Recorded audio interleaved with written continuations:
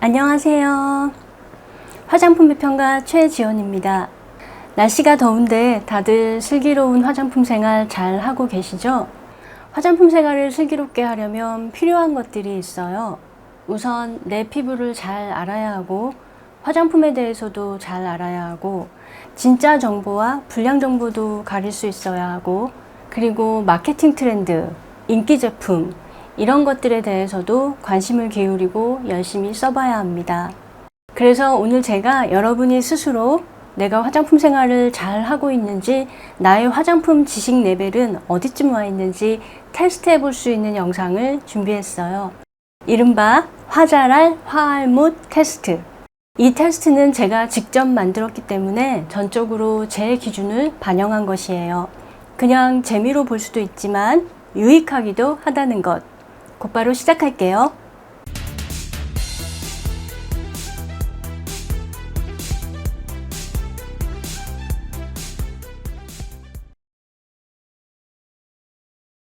(1) 나는 내 피부의 타입과 특징에 대해 잘 알고 있다. (2) 나는 내 피부의 문제를 화장품으로 관리하는 법을 잘 알며 꾸준히 실천하고 있다. (3) 레티놀, 비타민C, 나이아신아마이드 등 우리나라 기능성 성분에 대해 잘 알고 있으며 써본 적이 있다. 4.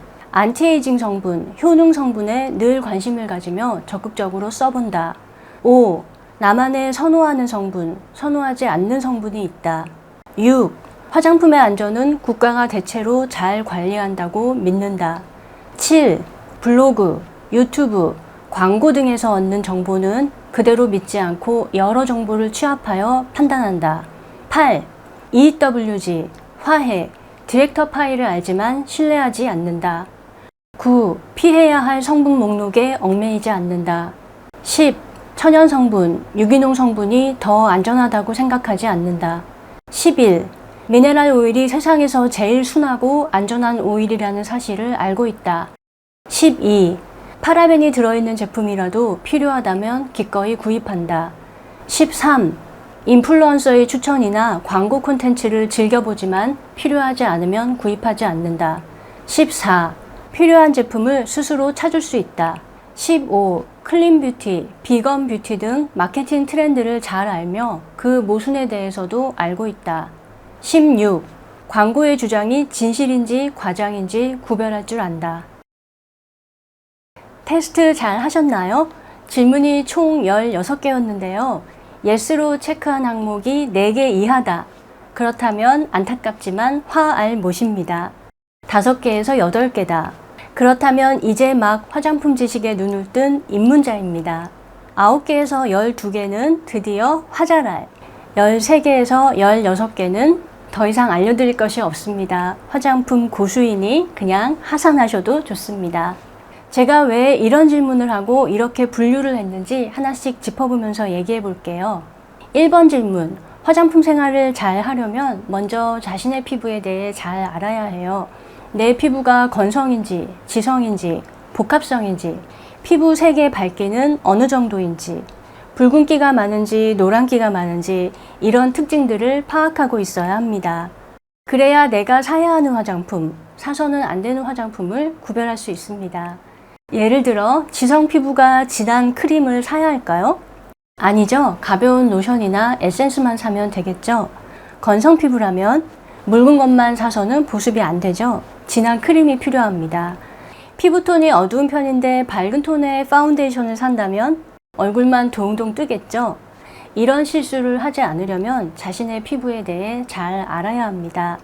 피부 타입과 특징은 경험과 관찰을 통해 쉽게 파악할 수 있어요. 거울을 보면서 자신의 피부를 수시로 관찰하세요.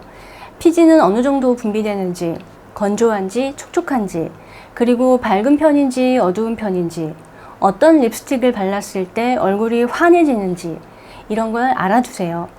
요즘은 피부 타입을 알려주는 자가 테스트 키트도 있고 또 퍼스널 컬러 진단 키트도 있으니까 내 피부 타입과 특징을 도무지 모르겠다 하는 분들은 이런 것을 이용해 보는 것도 도움이 될 거예요. 다음은 2번 질문이에요. 화장품의 기본 기능은 청결과 보습이죠. 이건 그냥 씻고 바르면 되는 것이라서 누구나 할 수 있습니다.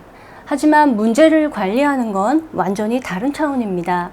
문제가 뭔지 파악해야 하고 그걸 개선하기 위한 방법을 찾아야 하고 꾸준한 실천도 필요합니다.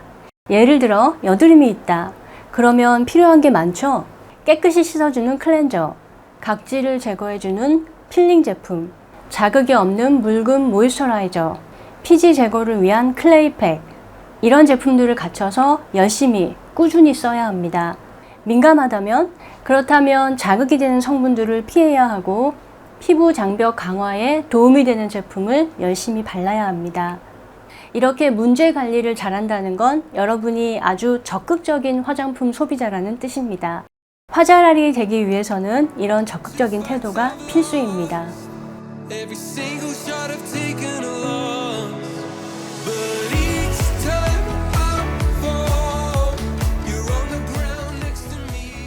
3, 4, 5번은 여러분이 화장품 생활을 얼마나 적극적으로 하고 있는지 체크해 본 항목이에요.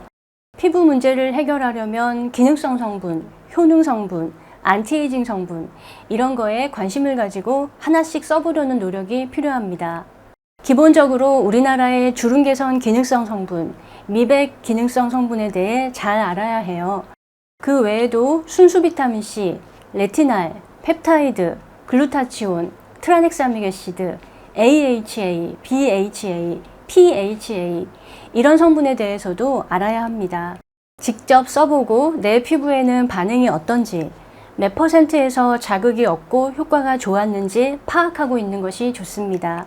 이렇게 적극적으로 써보면 자연스럽게 나에게 효과가 좋은 성분, 별로 효과가 없는 성분을 알게 됩니다. 그리고 이런 경험을 바탕으로 화장품을 실패 없이 고를 수 있게 됩니다. 6번 질문은 화장품에 대한 여러분의 세계관과 관련이 있어요. 국가의 감독 기능을 믿을 수 없다는 의심의 세계관을 가진 사람과 국가가 대체로 안전을 잘 관리해 준다는 신뢰의 세계관을 가진 사람은 화장품을 바라보는 시각이 완전히 다를 수밖에 없습니다. 의심의 세계관을 가진 사람은 모든 화장품을 다 의심의 눈으로 바라봅니다. 화장품의 성분표를 보면서 암을 유발하는 성분이 없는지, 호르몬을 교란하는 성분은 없는지, 생식독성, 유전독성 물질은 없는지 이런 걸 다 체크하느라 화장품을 고르는 일이 너무 힘듭니다. 이런 세계관에 빠지면 화장품을 즐길 수도 없고 효과가 좋은 성분을 누릴 수도 없습니다. 자기 스스로 화장품을 주체적으로 선택하지 못해서 EWG 등급에 매달리고 화해에 매달리고 디렉터 파이 추천 제품만 기다리며 평생을 살아야 합니다. 반대로 신뢰의 세계관을 가진 사람들은 화장품을 편안하게 선택하고 즐길 수 있습니다. 마음에 드는 건 성분 따지지 않고 그냥 발라볼 수 있습니다. 혹시 트러블이 나더라도 화장품이 위험해서라는 극단적 사고에 빠지지 않고 자신의 피부 문제로 받아들입니다. 실제로 화장품 부작용은 화장품 자체의 문제가 아니라 개인 피부 고유의 문제인 경우가 대부분입니다. 자신의 피부 문제를 파악하고 대처하는 데에도 이러한 태도가 훨씬 도움이 됩니다. 화장품은 소비자가 전전긍긍하며 안전한지 아닌지 따지지 않아도 이미 안전한 상태로 시장에 나옵니다. 소비자인 우리는 그저 잘 알고 편하게 즐기면 됩니다. 7번은 정보를 대하는 여러분의 태도에 대해 알기 위한 질문이에요. 우리가 성분에 대한 정보를 접하는 첫 번째 창구는 대부분 화장품 광고이거나 블로그, 유튜브를 통해서예요. 그 정보들은 대체로 긴 설명 없이 단순화된, 파편화된 정보입니다. 위험을 과장하거나 효과를 부풀리는 경우가 많습니다. 그래서 우리는 정보를 대할 때 매우 이성적으로 사고해야 해요. 우선 위험은 과학적 평가를 통해 걸러진다는 인식이 기본이 되어야 합니다. 정말 위험한 성분은 금지되어 있고 좀 덜 위험한 성분은 사용 제한이나 검출 한도를 정해서 위험이 없도록 잘 관리되고 있다는 상식이 바탕이 되어야 합니다. 그리고 화장품으로 기적과 같은 효과를 낼 수는 없다. 처음 듣는 새로운 성분, 특허 성분이라고 기존의 성분을 뛰어넘는 대단한 효과를 낼 수는 없다. 그런 인식이 깔려 있어야 합니다. 이런 인식만으로도 과장과 허위를 충분히 걸러낼 수 있습니다.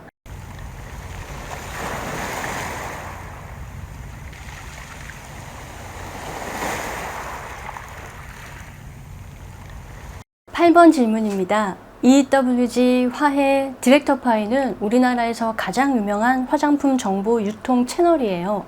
정확히 말하자면 3대 불량 정보 유통 채널입니다. 이 채널들을 잘 안다는 건 여러분이 화장품 생활을 적극적으로 한다는 걸 알려주고요. 신뢰하지 않는다는 건 여러 정보를 취합해서 합리적인 사고를 통해 이 채널들이 갖고 있는 모순과 궤변을 파악했다는 걸 알려줍니다. 세상에는 아직도 그냥 막연하게 20가지 주의 성분은 피하는 것이 좋고 디렉터파이가 추천하는 제품이 가장 안전하다고 생각하는 사람이 더 많아요. 디렉터파이가 다 옳은 말을 하는 것은 아니지만 그래도 수많은 제품 중에 괜찮은 것들을 솎아주니까 편하다고 생각하는 사람도 많습니다. 하지만 중요한 것은 분류를 하고 순위를 매기는 이들의 기준 자체가 엉터리라는 것입니다. 엉터리 기준으로 매겨놓은 순위를 아무 생각 없이 받아들이면 결국 그들의 좁고 편협한 세계관 안에 갇혀버리는 것입니다. 여러분은 이런 채널들의 도움 없이도 혼자서 충분히 화장품을 고를 수 있습니다. 자신의 피부를 알고 필요와 취향을 알고 합리적이고 과학적인 사고로 화장품을 바라보는 것으로 충분합니다.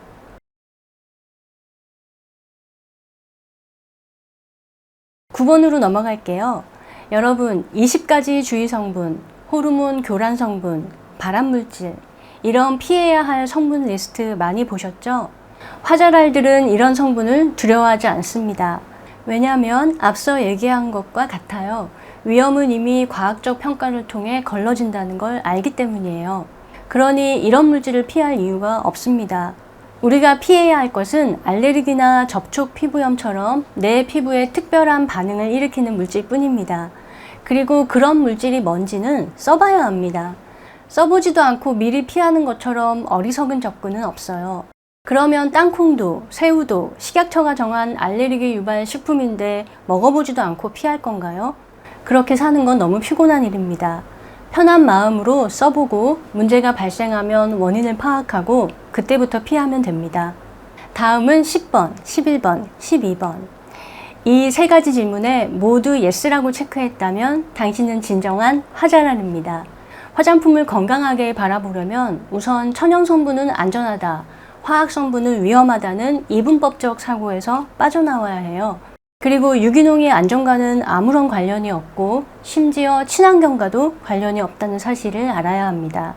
이렇게 성분 위주의 사고방식에서 빠져나오면 화장품을 고르는 범위가 훨씬 넓어집니다.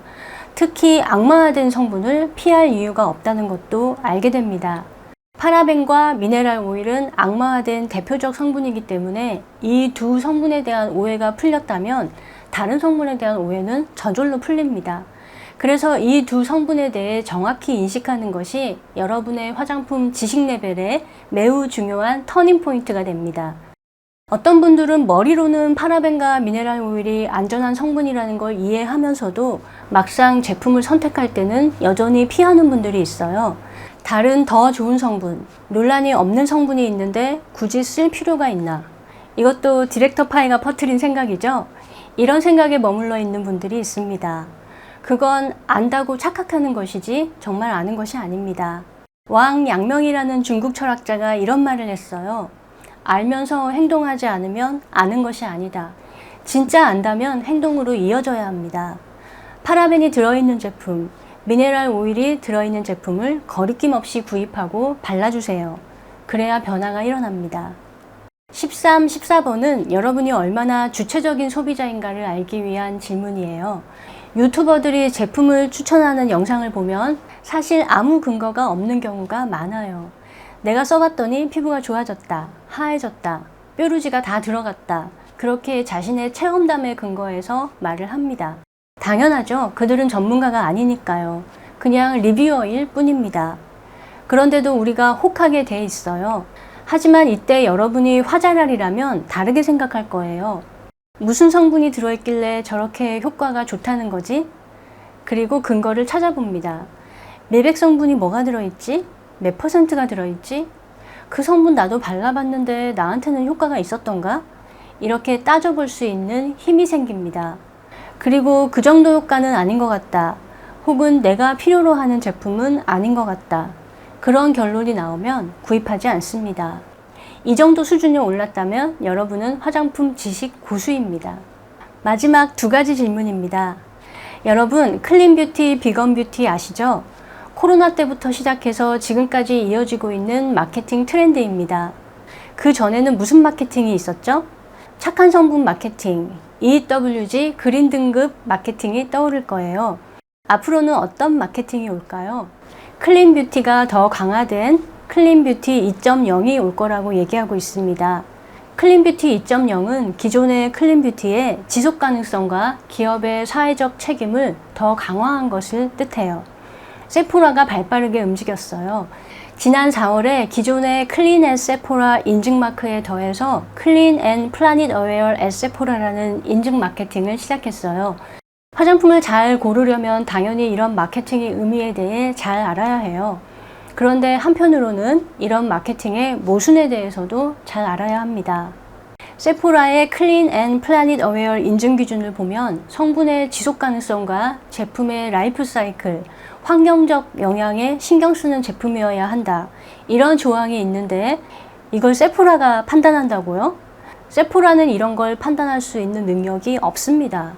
또 푸탈레이트와 유기자차 필터를 의도적으로 넣지 않아야 한다. 이런 조항도 있는데 푸탈레이트는 위험한 종류는 이미 전 세계적으로 금지 성분이라서 의도적으로 넣는 화장품 회사는 단 한 곳도 없습니다.